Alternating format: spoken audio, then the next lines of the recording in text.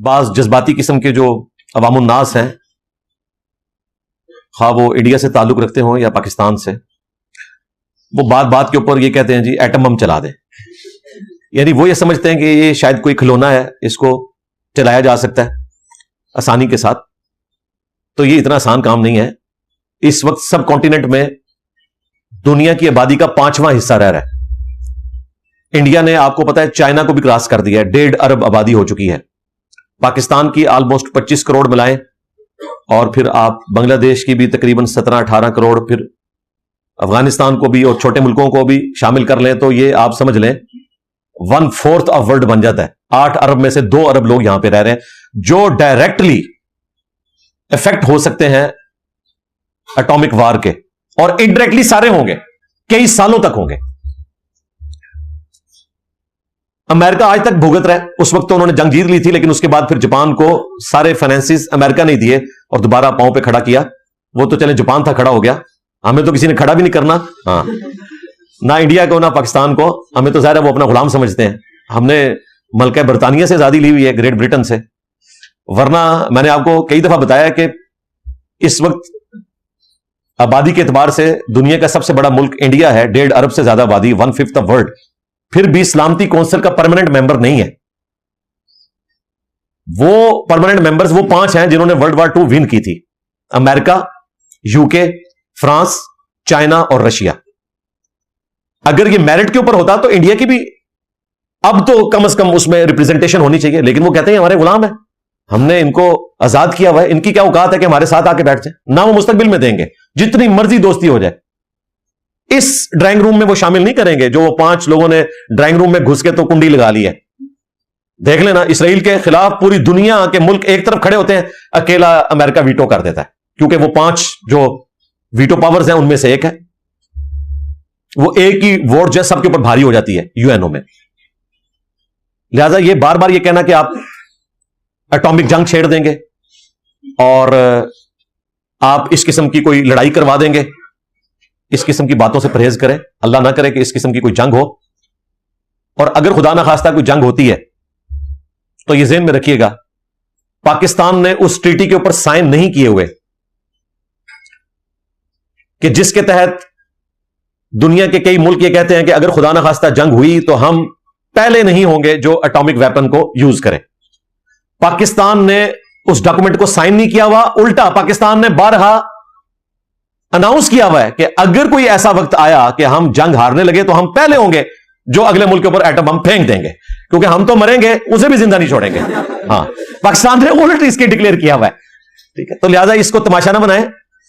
اور اس وقت جو آپ کے آرمی چیف ہے نا، ان کی طبیعت سے تو ہم سب لوگ واقف ہو چکے ہیں پاکستانی. آپ لوگوں کو بھی سمجھ آ جائے گی جو ان کے اندر اگریشن ہے، جو وہ ٹھان لیتے ہیں. اور دیکھ لیں یہاں ایک پاپولر لیڈر، اس کے اتنے ووٹرز، لیکن انہوں نے پہلے دن سے طے کیا کہ نہ میں ان کو ملوں گا، نہ کوئی کنسیشن دوں گا، میں اپنا کام کروں گا اور ان کے ساتھ یہ کچھ ہوگا قانون کے مطابق، جسے وہ قانون سمجھتے ہیں یا ہماری عدالتیں سمجھتی ہیں. یہ بحث نہیں ہے. اور وہ آج تک دیکھ لیں ان کو کوئی اس سے ہلا نہیں سکا. سید عاصم منیر شاہ صاحب حافظہ اللہ تعالی، یار باجوہ صاحب جیسے جب ہمارے آرمی چیف تھے جو بالکل میٹھے، وہ آرمی چیف بھی اس زمانے میں جب خان صاحب پرائم منسٹر تھے ایکٹیویٹی پرفارم ہوئی تو کس طرح فرنٹ سے انہوں نے لیڈ کیا. اور ابھی نندن والا واقعہ ہوا، اگرچہ بعد میں ہم نے واپس کیا، ٹھیک ہے، میں تو اس وقت بھی اس کو سپورٹ کرتا تھا کہ گڈ جیسچر کے طور پہ ایسا کرنا چاہیے. وہ اس وقت اچھا ڈیسیجن تھا جو بھی گورنمنٹ نے ڈیسیجن کیا، لیکن کم از کم پاکستان نے اپنی اسٹرینتھ اس وقت شو کر دی تھی اللہ کے فضل سے. تو اس آرمی چیف سے تو آپ بالکل ایکسپیکٹ نہ کریں یہ جناب اینٹ کا جواب پتھر سے دے گا، بلکہ وہ پتھر بھی جو ہے نا وہ لوہے کا پتھر ہوگا. وہ آپ نے دیکھا ہے کہ کتنے سیریس موڈ میں ہر وقت رہتے ہیں. اور پچھلے دنوں جو انہوں نے تقریر کی تھی جب یہ بلوچستان انسیڈنٹ ہوا اور اوورسیز سے خطاب کیا، اس وقت انہوں نے کافی سخت گفتگو کی تھی. میں نے پچھلی اتوار کو وہ 12 پوائنٹس کی شکل میں ان کی گفتگو کور کی ہے، جسے شوق ہے تو وہ دیکھ سکتا ہے. لہٰذا اس قسم کے کوئی ایڈونچر کرنے کی نہ سوچیں انڈیا کی طرف سے، اور نہ پاکستان میں اس قسم کی کسی ایکٹیویٹی کو سپورٹ کرنا چاہیے. میری جو پرائم منسٹر مودی صاحب سے ریکویسٹ ہے کہ انہیں یہ آفر قبول کرنی چاہیے ہمارے پرائم منسٹر شہباز شریف صاحب کی، کہ وہ کسی نیوٹرل فورم سے اس کی تحقیقات کروا لیں. اور اگر نہیں کروائیں گے تو اس بات کا ثبوت ہے کہ یہ سارا کچھ آپ نے کیا ہے، جان بوجھ کے اپنی ڈوبتی ہوئی سیاست کی کشتی کو سہارا دینے کے لیے، اور اس کے علاوہ کچھ نہیں ہے. تختہ مشق جو ہے وہ عوام الناس بنے ہوئے ہیں اس حوالے سے. اور یہ باقاعدہ پہلے بھی ان کا ٹریک ریکارڈ ہے. 2000 میں جب پریزیڈنٹ کلنٹن انڈیا آئے، اس وقت انڈیا کی پوری کوشش تھی کہ وہ پاکستان نہ آئے. ویسے بھی پاکستان میں ایک ڈکٹیٹر بیٹھا ہوا تھا مشرف، اور ظاہر ہے کہ علامتی طور پر امریکہ جو ہے وہ ڈکٹیٹرز کو پسند نہیں کرتا. علامتی طور پہ اندر خانے کام ہی وہ ان سے لیتے ہیں. تو جب انڈیا کو پتا چلا کہ یہ پاکستان بھی جائیں گے، تو انہوں نے اس وقت ایگزیکٹلی کلنٹن انڈیا میں تھا، اس قسم کا ایک انسیڈنٹ کروا دیا. اور کلنٹن کو انہوں نے کہا کہ دیکھیں یہ دہشت گرد ہیں، ہمارے ساتھ کیا کر رہے ہیں. کلنٹن نے CIA سے پوچھا تو انہوں نے بتایا کہ بھائی انہوں نے خود کام ڈالا ہے. تو وہ پھر پاکستان 5 گھنٹے کے لیے آئے اور انڈیا کی بات انہوں نے نہیں مانی. تو انڈیا کا پہلے بھی ٹریک ریکارڈ ہے. اور یہ بات ہینری کلنٹن نے اپنی کتاب میں چھاپی. اس کا جو ورژن انڈیا میں چھپا اس میں سے وہ پھر انڈینز نے وہ صفحے نکال دیے، لیکن جو اس کا انٹرنیشنل ورژن ہے اس کے اندر یہ ساری تفصیلات اور صحافیوں نے بھی لکھی ہوئی ہیں. ابھی بھی امریکن نائب پریزیڈنٹ اس وقت انڈیا کے دورے پر ہیں، چونکہ ان کی وائف بھی ایک انڈین ہے. تو اس موقع کا فائدہ اٹھاتے ہوئے انہوں نے اس قسم کی کوئی ایکٹیویٹی کرنے کی کوشش کی ہے اپنے اینڈ کے اوپر، یا اگر دہشت گردوں نے کی ہے تو بھی وہ غلط ہے. ہم چلے بینیفٹ آف ڈاؤٹ دیتے ہیں کہ جب تک فیصلہ نہیں ہوتا. باقی جو قرائن بتا رہے ہیں اس میں پاکستان کہیں نظر نہیں آتا. پاکستان تو اس قسم کا رسک لے ہی نہیں سکتا. بڑی مشکل سے FATF کی تلوار سے ہم لوگ نکلے ہیں اس وقت، تو ہمیں یہ سوٹ ہی نہیں کرتا. دوسرا، جنگیں لڑنے کے لیے بڑی اکانومی چاہیے. ہم تو ابھی اپنی سٹیبلٹی کی طرف جس سفر کا آغاز کیا ہے، کافی ٹائم چاہیے. ہم کیسے یہ اس قسم کا رسک لے سکتے ہیں؟ تو کرائن اس چیز کو سپورٹ نہیں کرتے. باقی بلوچستان میں جو کچھ ہو رہا ہے وہ انڈیا کروا رہا ہے. اس کا ثبوت ہمارے پاس کلبھوشن یادیو کی شکل میں ان کا آفیسر موجود ہے، اس نے ساری کنفیشن کی ہوئی ہے. اور بھی اس کے علاوہ بھی کئی انڈینز کے باقاعدہ بیانات موجود ہیں، ان کے جو ڈیفنس کے لوگ ہیں، جس میں وہ کہہ رہے ہیں کہ آپ بلوچستان میں یہ کچھ کریں تاکہ بلوچستان کو پاکستان سے الگ کیا جائے.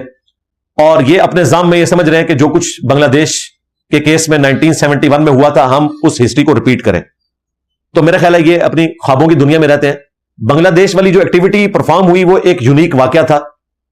میرا اپنا ذاتی خیال یہ ہے کہ یہ شروع سے ہی 2 ملک الگ بننے چاہیے تھے. ایک ملک جس کے 2 حصے اس طرح کے ہوں کہ بیچ میں آپ کا دشمن ملک انوالو ہو، اور ہزاروں کلومیٹر کا فاصلہ ہے دونوں کے درمیان. تو نیچرلی اس کا اینڈ یہ 2 ریاستیں ہونی تھی. کاش یہ ہیپی اینڈنگ ہوتی کہ شروع میں ہی 2 ملک بن جاتے بجائے ایسٹ پاکستان اور ویسٹ پاکستان بننے کے. تو یہ تو ہونا تھا. دوسرا، اس وقت ہماری فوج اتنی مضبوط بھی نہیں تھی، نہ ہم اٹامک پاور تھے. لہذا آج ایسا کوئی معاملہ نہیں ہے. بلوچستان بالکل ان کانٹیکٹ ہے پاکستان کے باقی صوبوں کے ساتھ، اس کی زمینی سرحدیں بھی ملی ہوئی ہیں. پلس آج پاکستان کا ڈیفنس کا نظام، پاکستان کی فوج پہلے سے بہت زیادہ مضبوط ہے. اور یہ جو میں باتیں کر رہا ہوں یہ میری ذاتی باتیں نہیں ہیں، یہ انڈین جرنیل جو ریٹائرڈ ہیں وہ بھی سمجھا رہے ہیں. ایک جرنیل نے تو باقاعدہ کالم لکھا ہے، انہوں نے کہا کہ آپ پاکستان کے ڈیفنس کے نظام کو ہلکا نہ سمجھیں، کوئی آپ سپیریئر نہیں ہے ان سے، وہ آپ کا بڑے اچھے طریقے سے مقابلہ کر سکتے ہیں. لہٰذا روایتی جنگ کے اندر آپ کو اس حوالے سے کوئی کامیابی حاصل نہیں ہوگی. اور ویسے بھی میں آپ کو بتا دوں، ورلڈ وار 2 کے بعد جب سے قومی ریاستیں بن رہی ہیں، یعنی دنیا نے یہ مان لیا ہے کہ اب قومی ریاستیں ہوں گی، نیشن سٹیٹس ہوں گی، اس میں آپ کسی ملک کی باؤنڈریز کو اس طریقے سے توڑ کر دوسرے ملک کا حصہ بنا نہیں سکتے.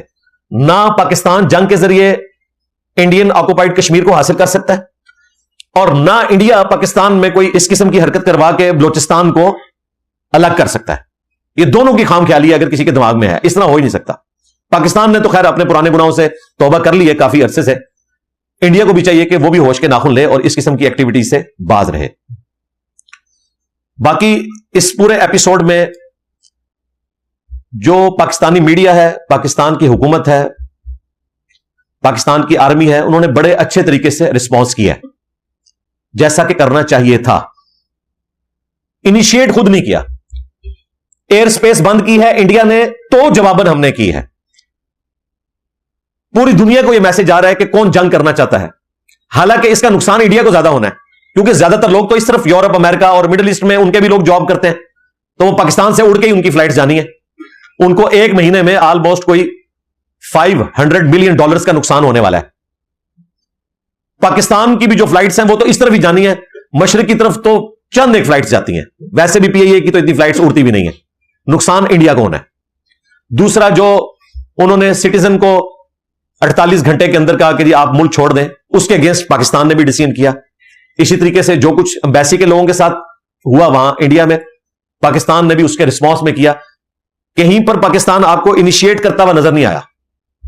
اور اب یہ جو بڑی ایکٹیویٹی اناؤنس کی ہے مودی نے کہ ہم جو انڈس واٹر ٹریٹی ہے, سنتاس کا جو معاہدہ ہے انڈیا اور پاکستان کے درمیان, جس کو انٹرنیشنل طور پر ریکگنائز کیا گیا ہے, بلکہ دنیا میں کیس اسٹڈی کے طور پر اسے پڑھایا جاتا ہے, اس کا انہوں نے کہا جی ہم اس کو معطل کرتے ہیں. اور پھر ساتھ اس نے ایک گپ مار دی کہ جی ہم ان کا پانی بند کر دیں گے. یہ بھائی کوئی نلکا نہیں ہے جو آپ نے بند کر دینا ہے, نہ کوئی ٹوٹی ہے جس کو آپ نے بند کر دینا ہے. پانی کے اعتبار سے یہ دنیا کے ٹاپ کے 3 بڑے دریاؤں میں دریائے سندھ آتا ہے. نیل ریور ہے, ایمیزون ہے اور دریائے سندھ. اور پانی جو اس میں فلو کر رہا ہے وہ دریائے نیل سے بھی ڈبل پانی فلو کرتا ہے دریائے سندھ کے اندر. یہ سندھ نام تو اس کا بعد میں پڑا, اصل میں اس دریا کا نام ہے دریائے اباسین, یعنی دریاؤں کا باپ اباسین. باقی دریا بھی سارے اس میں جا کے گرتے ہیں, ستلج بھی, جیلم بھی, چناب بھی. تو دریائے سندھ کے پانی کو روکنے کے لیے آپ کو کئی ایک ڈیمز چاہیے, وہ بھی جب ڈیم بھر جائے گا پھر آپ کو اوور فلو تو کروانا پڑے گا. اور ڈیم آج اگر آپ بنانا شروع کریں تو 10 سے 15 سال چاہیے, وہ بھی اگر آپ کے پاس بجٹ ہو.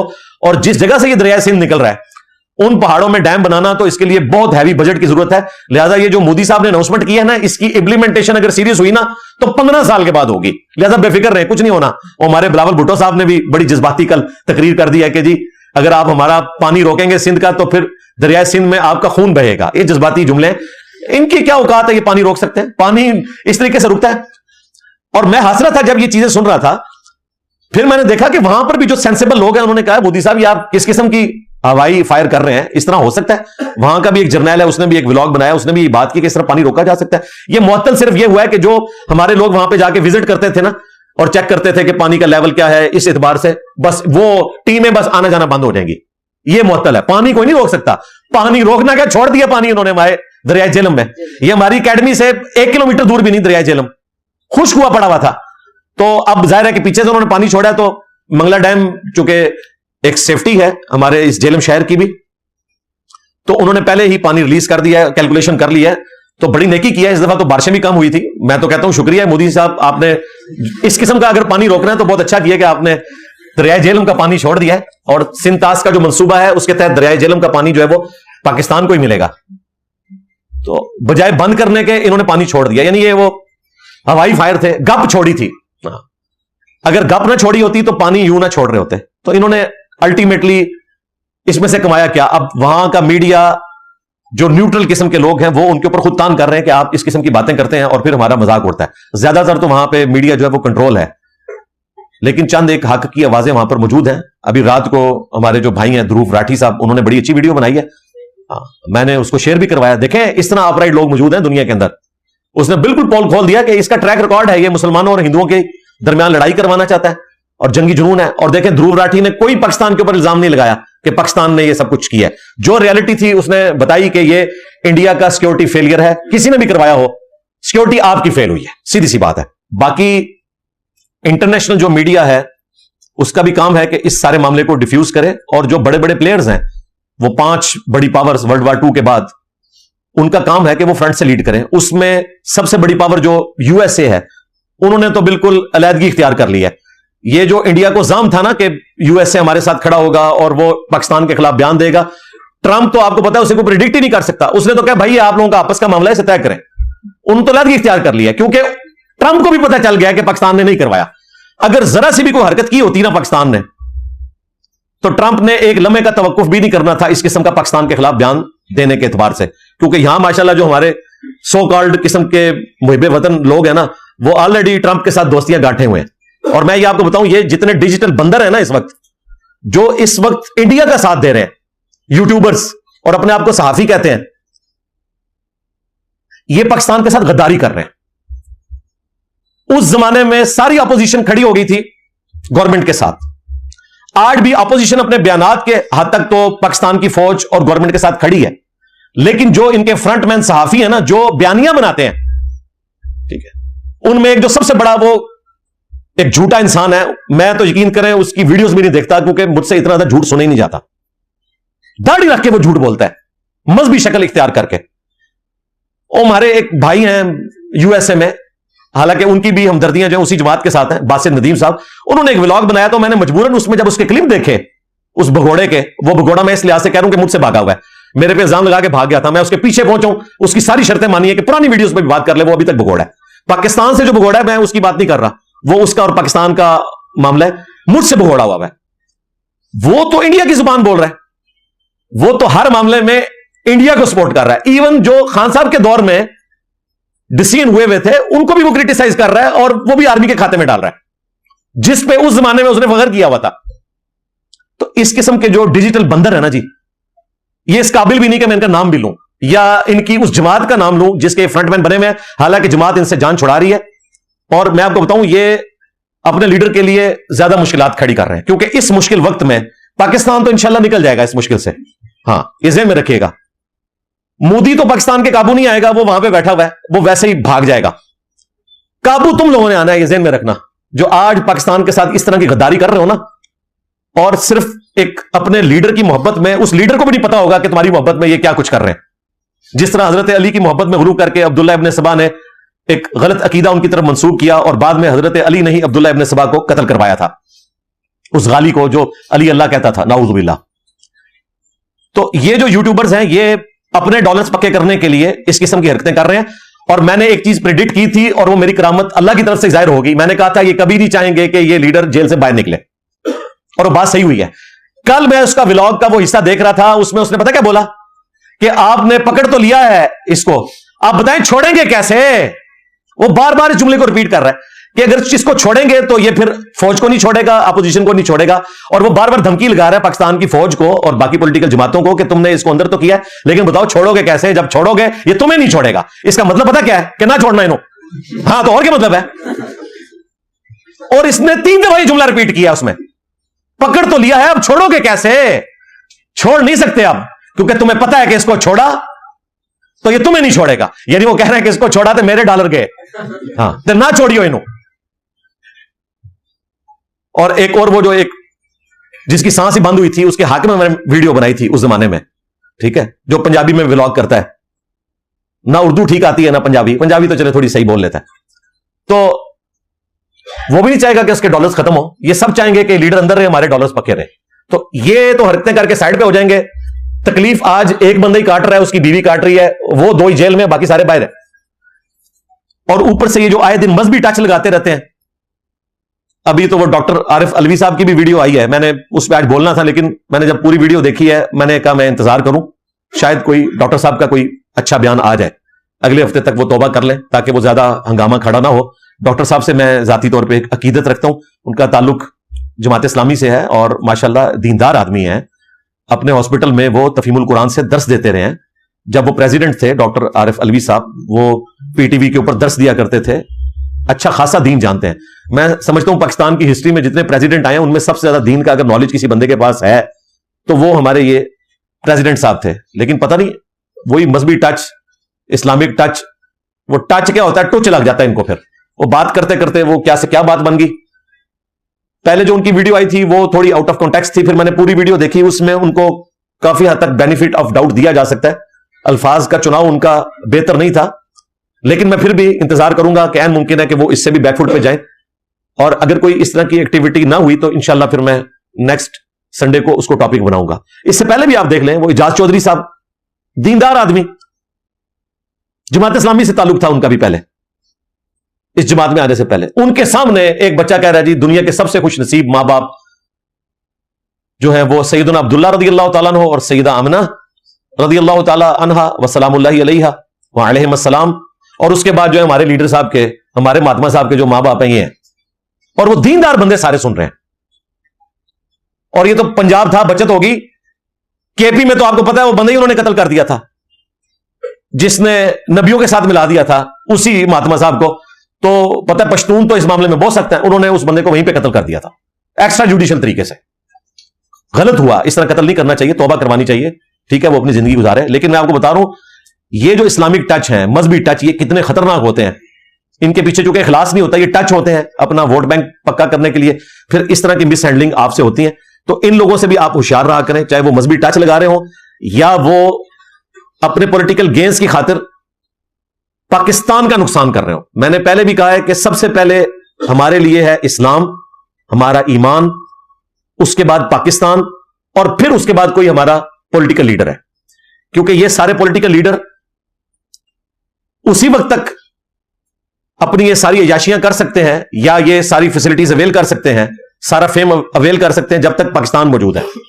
اور پاکستان کے لیے بائنڈنگ فورس جو ہے وہ ہمارا ریلیجن ہے. یہ ہماری جو قومی ریاست ہے وہ اسلام کی بنیاد کے اوپر ہے کہ دو قومی نظریہ، مسلم اور ہندو، دو قومیں یہاں آباد ہیں. لیکن اس کا یہ مطلب نہیں ہے کہ پاکستان میں جو ہندو ہیں ہم نے ان کو قتل کر دینا ہے. نہیں، وہ 11 اگست کی تقریر ہے محمد علی جناح رحمہ اللہ کی، بانی پاکستان کی، کہ آپ آزاد ہیں اس ملک میں، اپنے مندروں میں جا سکتے ہیں، اپنے چرچز میں جا سکتے ہیں، اپنی مساجد میں جا سکتے ہیں، اپنی عبادت گاہوں میں جا سکتے ہیں.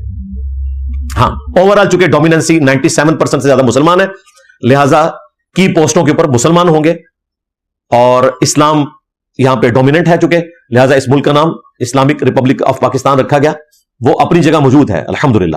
لہذا اس پہ ہمارے لیے کوئی پولیٹیکل لیڈر، کوئی جرنیل، کوئی مذہبی لیڈر اس معاملے میں اگر رکاوٹ بنتا ہے تو ہم ڈنکے کی چوٹ کے اوپر اس کے خلاف کھڑے ہوں گے. کیونکہ یہ ملک کسی جرنیل کا نہیں ہے، کسی پولیٹیکل لیڈر کا نہیں ہے، یہ پاکستان کے عوام کا ہے. انہوں نے قربانیاں دی اور ایک ڈیموکریٹک طریقے سے، اگرچہ اس وقت اللہ نے حالات و واقعات ایسے کر دیے کہ ہٹلر کی وجہ سے گریٹ برٹن کمزور ہو گئی، اگرچہ ہٹلر جنگ ہار گیا لیکن گریٹ برٹن کو اتنا کمزور کر دیا کہ انہوں نے مجبوراً ہمیں آزادی دے دی. اور اس میں میں محمد علی جناح کی عقل مندی کو داد دوں گا کہ اکیلا لیڈر تھا، اور مخالفت میں ان سے بڑے لیڈر تھے، گاندھی صاحب، ابوالکلام آزاد کانگریس میں. ان کی کوشش یہ تھی کہ یہ ملک صرف آزاد ہو گریٹ برٹن سے لیکن ایک ملک رہے. لیکن یہ صرف محمد علی جناح تھے اور ان کے ساتھ چند ایک دیوبندی علماء اور بریلوی سارے علماء، پیر سارے کے سارے، وہ سپورٹ کر رہے تھے. تو اس اکیلے بندے نے گریٹ برٹن کو یہ منوانے پر آمادہ کر لیا کہ ہم دو ملک بنائیں گے، انڈیا اور پاکستان. یہ بہت بڑی کامیابی ہے جب اتنے بڑے لیڈرز مخالفت میں موجود ہوں، ایک اکیلے بندے کا سٹینڈ لینا. ہاں، جو اکثریت تھی دیوبند علماء کی وہ کانگریس کے ساتھ تھی، اور وہ بھی کوئی مسلمانوں کے لیے بدنیتی والا معاملہ نہیں تھا. وہ چاہتے تھے کہ مسلمان اکٹھے رہیں تاکہ کل کو ہم پاور میں آ جائیں. لیکن آج جو کچھ مسلمانوں کے ساتھ انڈیا میں ہو رہا ہے، اس کے بعد میرے خیال ہے اگر وہ دنیا میں موجود ہوتے تو انہیں پتہ چل جاتا کہ محمد علی جناح نے جو کچھ فورسی کیا تھا وہ درست تھا. اور وہ علماء جنہوں نے اس وقت پاکستان کا ساتھ دیا وہ لوگ درست تھے، اور وہ لوگ جو اس وقت مخالفت بھی کرتے تھے لیکن پاکستان بننے کے بعد پاکستان میں آ گئے وہ بھی درست تھے، جس میں مولانا مودودی اور ان کے سارے ساتھی جماعت اسلامی کے، انہوں نے پھر اس کو ایکسپٹ بھی کر لیا. اور پھر دیکھیں محمد علی جناح کا جنازہ بھی شبیر احمد عثمانی صاحب نے پڑھایا جو دیوبند سے تھے. اشرف علی تھانوی صاحب نے دیوبند مدرسے کو ریزائن کر دیا صرف پاکستان کو سپورٹ کرنے کی وجہ سے. وہ اس وقت تک زندہ نہیں رہے، 1944 میں ان کی ڈیتھ ہو گئی، لیکن تھانوی صاحب نے دیوبند مدرسہ چھوڑ دیا پاکستان کی سپورٹ کی وجہ سے، کیونکہ دیوبند مدرسہ کانگریس کے ساتھ تھا. وہ تو تھانوی صاحب کا چونکہ علمی قد کاٹ بہت بڑا تھا، اس وجہ سے آج بھی ان کو انڈیا، پاکستان، بنگلہ دیش کے سارے دیوبندی حکیم الامت کہتے ہیں اپنے فرقے کا، وہ اپنی پرسنالٹی کی وجہ سے. ادروائز میجورٹی علماء تھانوی صاحب کے خلاف تھی اس وقت، صرف اس وجہ سے کہ یہ دو بڑے بندے تھانوی صاحب اور شبیر احمد عثمانی، انہوں نے پاکستان کا ساتھ دیا تھا اپنے ان علماء سے مخالفت کرتے ہوئے. بہرحال جن جن لوگوں نے کنٹریبیوٹ کیا، اللہ تعالیٰ سب کو جزائے خیر دے.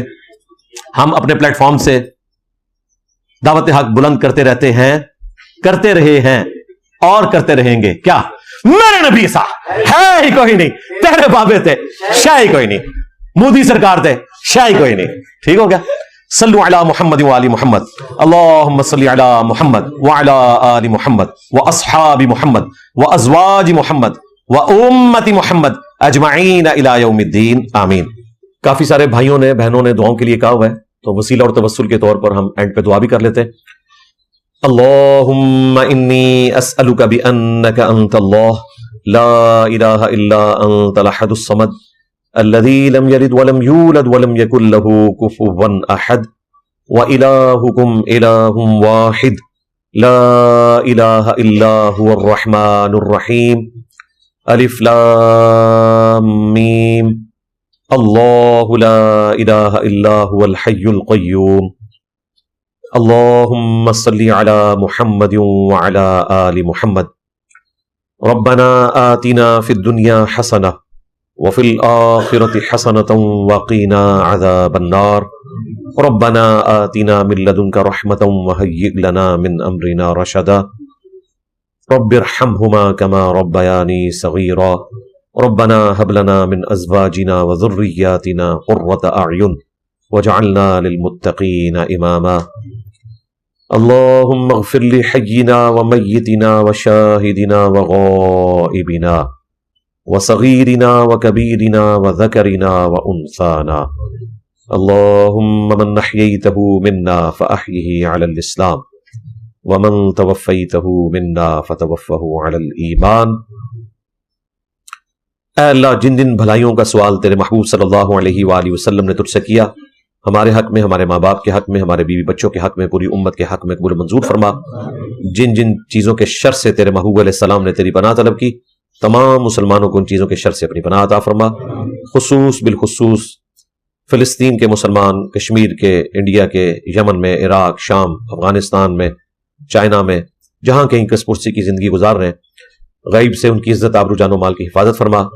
بالخصوص ہمارے ملک پاکستان کی خیر فرما، پورے عالم اسلام کی خیر فرما، عالم اسلام کو اندرونی اور بیرونی خطرات سے محفوظ فرما۔ حاضرین کے دلوں میں جو جو نیک اور جائز دعائیں ہیں قبول فرما، جو فوت ہو چکے ان کی مغفرت فرما، جو زندہ ہیں انہیں قبر و آخرت کی تیاری کرنے کی توفیق عطا فرما، جو بیمار ہیں انہیں شفاء کلی عطا فرما۔ یہ تمام دعائیں تمام مسلمانوں کے حق میں قبول منظور فرما۔ سبحان ربک رب العزت عما یصفون وسلام علی المرسلین والحمد للہ رب العالمین وصلی اللہ علی النبی الکریم وعلی آلہ واصحابہ اجمعین الی یوم الدین، آمین۔